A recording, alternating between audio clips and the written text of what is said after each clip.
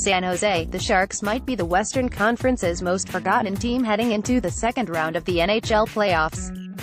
The Vegas Golden Knights are the sentimental favorite as an expansion team crashing the party. Get Sharks news in your inbox. Sign up now for the free Sharks Report newsletter. The Nashville Predators are once again all in and might be the favorites to win the Stanley Cup a year after advancing to the final for the first time. And what's not to like about the Winnipeg Jets with all of their size, skill and speed? It sure seems like the Sharks are flying under the radar right now, even after sweeping the Anaheim Ducks in the first round, a series predicted by yours truly to end in 7 with Anaheim coming out ahead. Heck, even sports betting lines have the Sharks as the least likely Western Conference team to make the Cup final. The Sharks have a chance to change that perception when their series with the Golden Knights begins Thursday in Las Vegas. San Jose went 1-1 against Vegas this season, with 3 of the 4 games decided by 1 goal. Like our Sharks Facebook page for more San Jose Sharks news, commentary and conversation. Here's a look at the matchups in the series. Centers: the Golden Knights are led by William Karlsson, who had a team-high 43 goals in the regular season and was a plus 49. 4 of his goals came against the Sharks, including a dazzling shorthanded game winner on March 31st at T-Mobile Arena. Erik Haula added 29 goals and leads a powerful second line.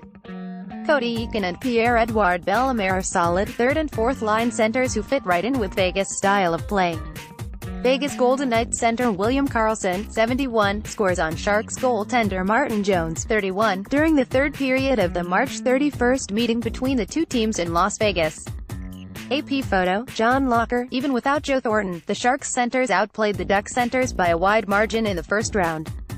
Joe Pavelski and Logan Couture tied for the team lead with 5 points each against Anaheim. Chris Tierney was second behind Tomas Hertl in the amount of defensive zone faceoffs he won in the first round, and Eric Fehr led an impressive fourth line.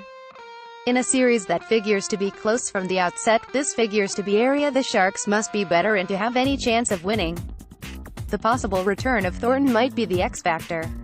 Sharks wingers: one of the great strengths of the Golden Knights forward group is its ability to come at opponents in waves. They are relentless. Riley Smith and Jonathan Marchessault were excellent against the Kings, combining for 5 assists, and Marchessault and James Neal tied for the team lead with 17 shots on net apiece in the 4-game sweep. Alex Tuch is a load at 6'4" and over 220 pounds. David Perron, author of 50 assists this season, is healthy again. Tomas Tatar and Ryan Reaves, 2 trade deadline acquisitions, are expected to be scratched for Game 1, an indication that this is a deep and cohesive forward group. The play of the Sharks wingers against the Ducks helped make the team the complete 4-line unit it has always strived to be. Evander Kane, Jonas Donskoi, Hertl, and Timo Meier all performed well, but it was the contributions of Marcus Sorensen, Melker Karlsson and Mikkel Boedker that also made a big difference. Can they do it again against a deeper Golden Knights team? With the way the Golden Knights work, the Sharks can't afford to have any passengers. Edge: Golden Knights. Defense: the Brayden McNabb-Nate Schmidt defense pairing will see a lot of the Pavelski line, and Derek Engelland and Shea Theodore will likely see a lot of the Couture line. Those 2 pairs in and of themselves make the Golden Knights deeper than the Ducks were on the blue line. Theodore had 5 points in 4 games against the Sharks. Vegas allowed an average of over 30 shots per game to the Kings, but their defensemen did a solid job of limiting seam passes and second and third chances.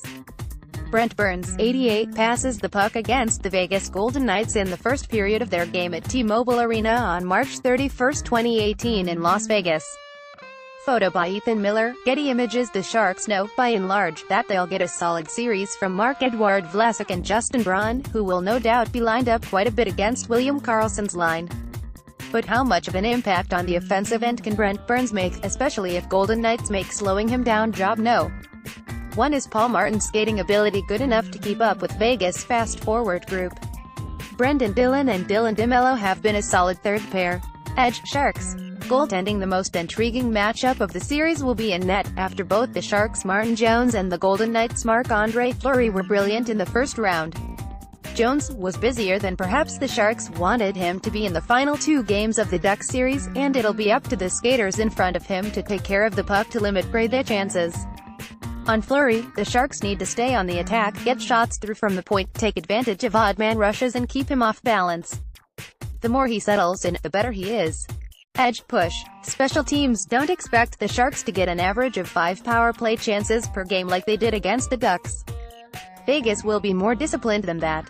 But with two capable units, it's fair to say the Sharks need to make an impact on the power play in this series. Vegas' power play was ranked 11th in the NHL this year at 21.4%, a tad better than San Jose at 20.6%, 16th. Its one goal with the man advantage came from Haula in Game 2 for a 2-1 win in double overtime. San Jose's penalty kill was ranked second in the NHL at 84.8%.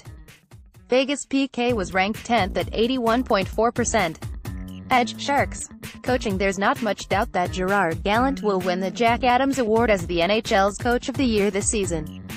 As impressive as it was for GM George McPhee to assemble the roster, Gallant was just as impressive in establishing an identity and getting the group to play as a unit.